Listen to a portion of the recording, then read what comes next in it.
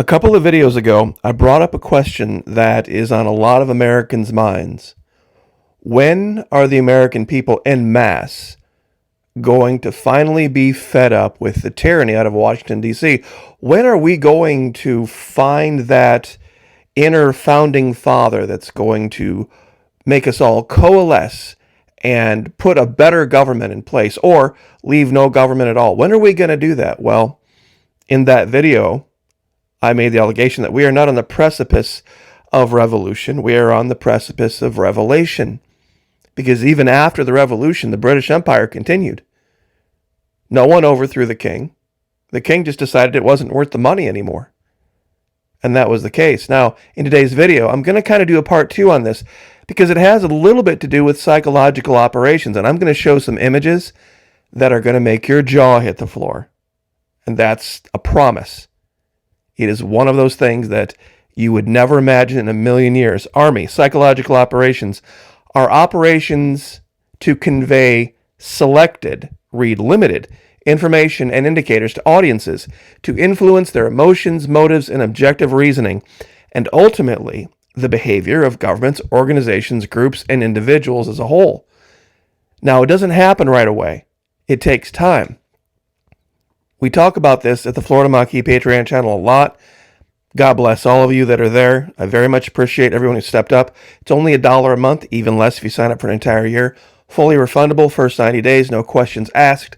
Gloves off. Thank you to Vimeo for having private servers where we can show things and talk about things that truly are not for everybody, but they are important and they are things that need discussed. Now, we're going to do a little bit of that today, and it's going to all tie together. It's all going to congeal.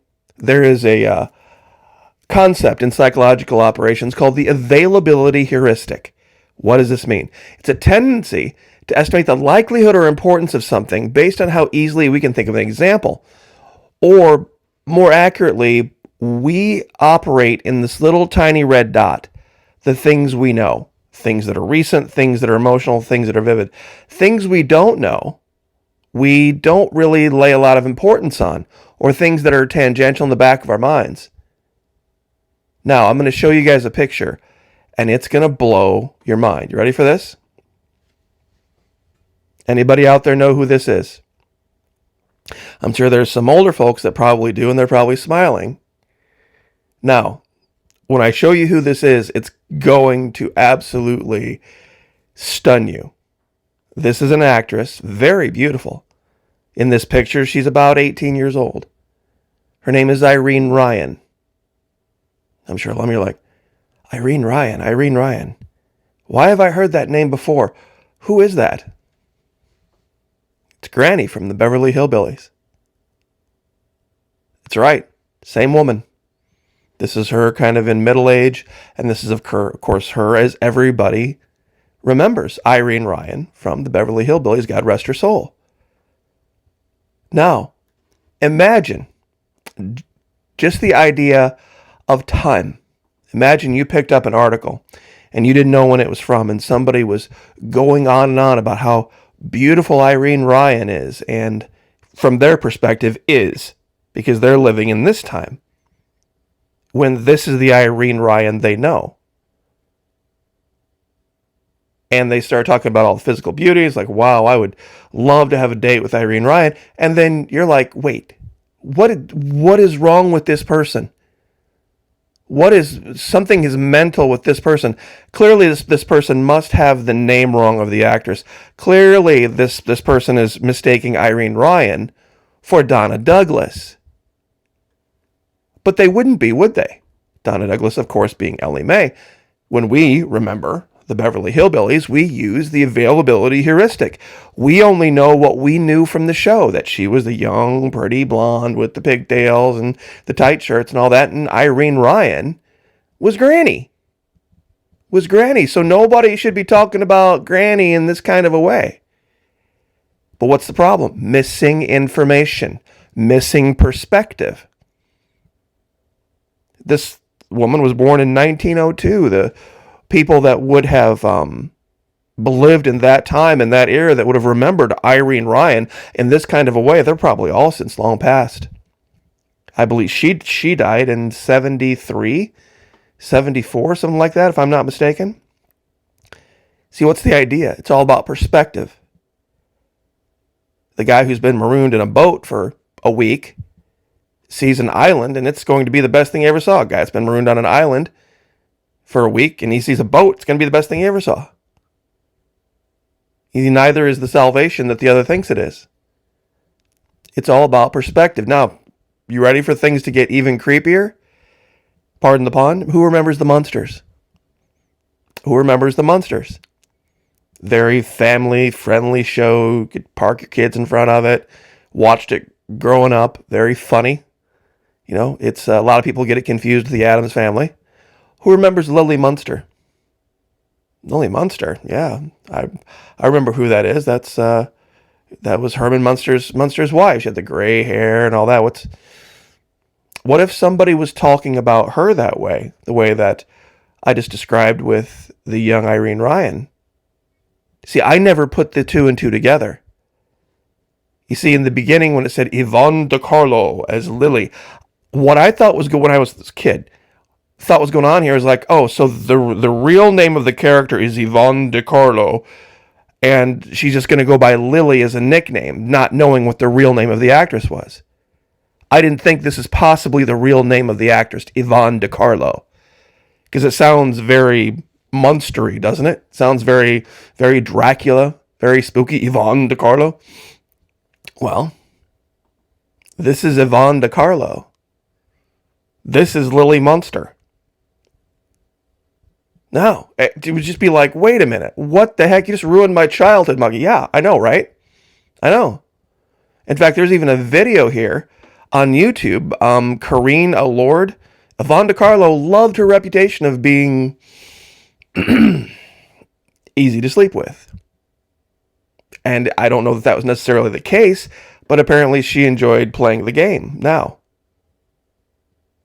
was the Munsters family friendly or not? Well, of course it was family friendly, but how could you have somebody like that in a family friendly show? It's about perspective. It's about the lighting, so to speak. I'm going to show a picture, by the way. Just, guys, heads up. I'm going to put it right at the very end. I'm going to show you a picture of Yvonne DiCarlo that is going to knock your socks off. I'm going to put it at the end so as hope to avoid the censors and not get demonetized. They usually don't look at things at the very, very ends of videos because they don't see them as being as influential as things in the front. So stick around to the end if you want to see that picture. It's insane. Now, a little bit more contemporary idea. This is from the 1960s. And a lot of ladies are laughing, ha ha ha, because chocolate can't get you pregnant. You know, there's always the old trope that there's a lot of women out there that enjoy chocolate as much as they enjoy relations. And it would be just better for everyone if you just got yourself a chocolate cake, and when you had that itch you felt like you needed to scratch, just go get a piece of chocolate and be done with it. New York Times. U.S. births declined for the 6th straight year in 2020 as the pandemic accelerated a trend that has been building for the last decade, since 2010. Births dropping off a cliff, meaning there must be a lot of women out there who are availing themselves of the chocolate option. This woman points out, it's almost like if you saddle a generation with massive debt, hit them with a second economic crisis of their working lives, while simultaneously showing how little your society cares about making children or caregiving, they will make choices accordingly. Now, what's happened since 2010? Obesity rates skyrocket. See, that this isn't so innocent and funny now, is it? And these four maps are actually misleading. In the 1987 map of obesity rates, there is no category for anyone over 15%. For any state that has anything over 15%. In 2003, they only have over 25% obesity as far as the population, and it's only 4 states. By 2010, they have a category for over 30%, and it accounts for 1, 2, 3, 4, 5, 6, 7, 8, 9, 10, 11, 12 states. by 2010. Now, by 2021, here's the part that's going to blow your mind. It's like, oh, it looks like it's better. They just changed the colors. They just changed the colors. If you were to apply this legend here from 2010 to 2021, you would need to include everything over 30%. The dark red over here would mean all of the orange, all of the red, and all of the dark red. And it says insufficient data for Florida. Trust me, it's no better than anywhere else in the South. It might be a little better just because of the beach crowd, but point being, I don't know that the person who made the ad saying, hey, you know what, maybe it's better to go pound down an entire chocolate cake than to have a kid. We're losing population, we're losing status in the world. Nobody ever thought it would be that big of a deal, but it's a huge deal. Pardon the pun, it's a huge deal. And this is what they're predicting for 2030. In this map in 2030, only 47 years after 1987, here there is a category for less than 20%, but no states have it. Here, there's no category for more than, and no states have it.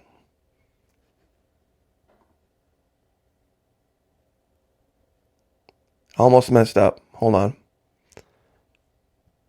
Now, this has nothing to do with any of those topics, but this is an incredible map that I saw that I just had to stare at for a long time because it's perspective. World map from the perspective of a fish or an ocean-going species. We've talked about a lot of the idea of all of these craft that we're seeing in our skies possibly be coming from somewhere in Antarctica or the deep oceans. Well, look at this map.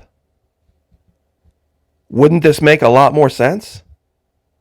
If you look at Antarctica as the center of the world and everything else as a giant. See, people love to say, well, we all live on continents and then we have a giant ice ring. What, from their perspective, it's a giant land ring. Think about this for a minute. From the perspective of here, it's a giant land ring. If you leave Antarctica and you head to the tip of South America and you go up the west side, you would go around a ring of land that would encompass the west side of South America, Central America, the west coast of North America, all the way out to Alaska, and then you'd go around Russia, and then you come around Asia, India, Africa, all the way around here. Then there would be this magical doorway that would take you back to here. But if you continued and just came straight across the Atlantic, you'd continue the land wall. There'd be a nice little bay here known as the Gulf of Mexico, and you'd come around the east side of South America, and then all the way back.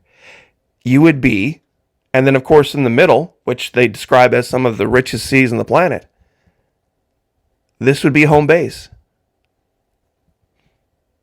It's just an amazing picture. Well, I guess I didn't save it for right at the end. This is Yvonne DiCarlo.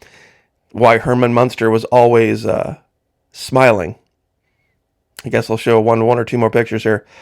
It's all about perspective. This was the last one I guess I was going to show. That how you look at things makes the difference. With the information that you have makes the difference. And I do think a lot of Americans, if we had the ability to time travel and go back and talk to the founding fathers, with 233 years under our belts, we could go back and say, okay, you were a little vague about this. You were the language that you were using really didn't cover all the bases. You need to be more specific here, and here. And they would probably look at you like you're crazy because the things you would describe to them, the reasoning you would describe to them, they would have no experience with. Because why? Because they don't have the information, which brings us back to here. The availability heuristic. Everybody makes decisions only based on the little red dot they know.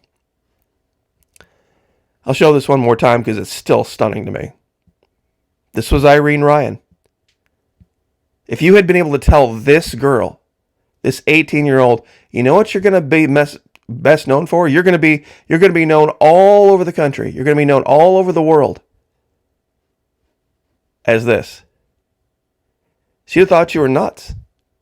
She'd have thought you were crazy. And if you'd have told anybody about the Munsters, about Lily Munster being Yvonne DiCarlo and who Yvonne DiCarlo was, I think this is a factor of at the time when this was being shown, not a lot of people were really truly aware of who she was or what she was known for. Go look up Yvonne DiCarlo. A lot of her work prior to this was really racy. Was really super racy. So, for the era it was. So, all about perspective. Just wanted to share the video. If you'd like to join us at the Patreon channel, would love to have you there. Could sure use the support these days, that's for sure. Once again, only $1 US. Even less if you sign up for an entire year. You get a 10% discount. Same thing at the $5 level. There's only a handful of videos over there, but for the $5 folks, God bless every one of you. I sure appreciate it. You make a huge, huge difference in my life.